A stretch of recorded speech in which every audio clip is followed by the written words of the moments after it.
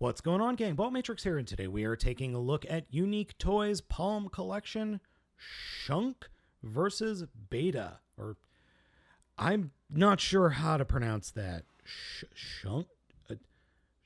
Schunck and Betta. Betta. Oh well. Okay, let's open them up. So, the set comes with a super tiny hardhead and skull cruncher, as you can see here. And then it also comes with the instruction manual and a little tiny gun for Captain Croc. Each of the figures in the set are incredibly small. Here they are next to Legends Rumble.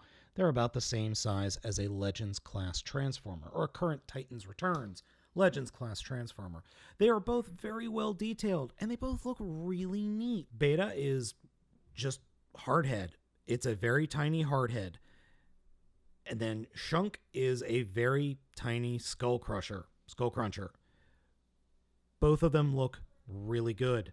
I love the look of both of them. I think they both look really well, and they both come with cool accessories. There are a few minor little issues, and they have to do with the ball joints. And it's weird because the ball joints on the tank dude are super, super tight in the shoulders and the arms, like to the point where I have trouble moving them, and then they're not very tight in the leg, in the hip. I can fix that, but it's weird. And then on the Gator guy, there is glue coming out, or glue residue on both arms, which is odd. That shiny, super shiny thing you're seeing there, that's glue residue from the manufacturing process. Posability for both figures is pretty darn good. They both support exactly the same posability. Heads don't really move. There are ball joints in the shoulders, ball joints in the elbows. Fists don't really move. Ball joint in the hip. For Tank, it's a hinge in the knee, a ball joint in the knee for the Croc, and then both have ankle articulation. And as I said, and as stated earlier, both figures look very, very, very good considering their size. Hasbro should take note, because with a little bit of tweaking, I think these guys would make awesome Legends class figures. We're going to go ahead and get into the transformation next. To start off with, we're going to pull off the head and show you the little headmaster. And I do mean little. Like, that dude is so tiny, but he is so cool. I mean, the paint scheme on this is really neat. He has no ability to pose or anything, but it's still cool. Now that the head is removed, come to the chest and unpeg it from the front of the figure and flip it up over where the head was. Next, take the fists, turn them a quarter turn towards the inside of the vehicle mode, like that, and then fold them in and peg them up under the front of the vehicle mode. Now we'll transform the legs and take the knee of the robot mode, grab it in your fingers, and pull it up and away from the shin, straightening out the bottom of the foot, or the bottom of the leg, and then folding out the treads. And then do that on both sides, and you can combine the sides or the legs together like this. When the legs are together and the shins are folded out, take the feet and fold them up into that open section, and they will peg into place.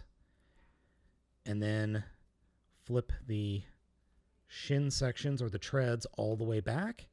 And then take the entire section and fold it back and flip it up along that back hinge. And that will become the rear treads. And then the treads can fold in and peg into the upper thighs. Now we can open up the canopy here for the tank mode and then drop our little headmaster friend into the tank. I just like to fold his feet up like that. Close that up, and that will snap closed with a little bit of force, and then we could take the cannon and attach it to the front there, and then put the two guns up on the bottoms of his feet. And here we have the tank mode, and the tank mode doesn't look so much like a tank as it does just a really big armored carrier. I'm not a huge fan of the tank mode. I think it works okay, but there's a lot of dead space here in the center, and it looks more like it's supposed to be some kind of futuristic tank car than anything else. Other complaint is the top here doesn't peg into place anywhere, so it does have a tendency to flip around and flop around a little bit. And the back just kind of turns on its own sometimes. Otherwise, it's okay. It's not a bad tank mode. I'm not a huge fan of it, though. Next up is Croc Dude. Pull off his head, and we're going to take a look at that real quick as well. As you can see, it's pretty much the same, slight mold difference. The body's transformation is significantly different. To start off with, take the fists and the shoulders and the arms and point them straight back. Come up to the chest and grab this white section, and we're going to want to pull it forward, though without nails, it's really difficult. So grab it and pull it all the way forward like that. Take the entire top of the torso, fold it forward, then grab the shoulders and turn them 180 degrees like so. Flip out the gator head, fold the whole section back up, and then collapse that white section again and peg it into place. Come around to the butt, grab this little flap here, and fold it forward. Once the head is flipped around, fold the whole section up, grab the white piece and make sure it's pointing down. Then we push this section down like that. Come to the robot legs and turn the bottom of the robot legs so that the gator bits are pointing out.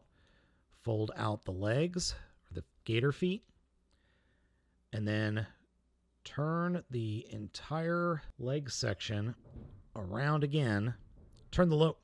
Rotate the lower leg section around again until you've got the gator feet pointing to the inside, and then flip the legs up along the body.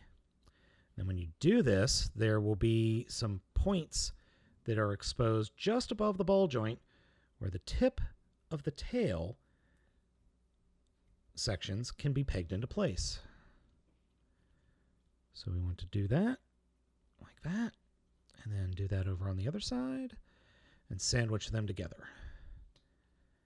And then pose the rear gator legs, fold the arms down, and pose the front gator legs. And I apologize. I missed a crucial step, and I keep doing this. So we want to actually turn the gator head 180 degrees, fold the flap back, and then turn the torso 180 degrees. Come underneath to that white flap that formed the belly, flip it all the way out, and then fold it back down and peg it underneath the crocodile head. Then turn the croc arms around, and then we have an area for our little headmaster friend, like so. So we can drop him in and then close this up like that. And then we want to turn the shoulders so that they're pointing in and they clip into just underneath the chest. And then we fold the front gator legs around and pose the back gator legs like so. And there we go. Oh, we can open up the mouth, but again, without fingernails, it is a little difficult, but doable. So there we go. I think this little gator mode is pretty darn cool. I like it better than the tank mode, and it is actually bigger than the tank mode. I like it a lot. I think it's definitely the better of the two figures. For once, the gator is better. Posability, the gator head can lift up. You can move the tail up and down. There's not really any place to peg the gun into other than the side of the tail in this mode. I wish there was a peg hole, somewhere along here that we could just put the gun up, but oh well, not a big deal. Overall, gator mode's great. Little tricky to transform, especially considering I keep forgetting that one step, but great. Overall, this set from UniqueToys is pretty cool. Now, they just announced another set, including Mind Wipe, and I believe it was Brainstorm. So that set's going to be coming. Am I going to get it? Probably not. Even though I really like this set, I think it's really good, I'm probably not going to continue picking up this line because I have the deluxe class figures that I think are more fun and are definitely cheaper. So gang, I hope you've enjoyed this video review. This set is definitely worth picking up if you want Legends class headmasters. As always, I'm Baltmatrix, asking you to like, comment, and subscribe. Give me a thumbs up if you liked it, give me a sub if you loved it, and I will catch you next time.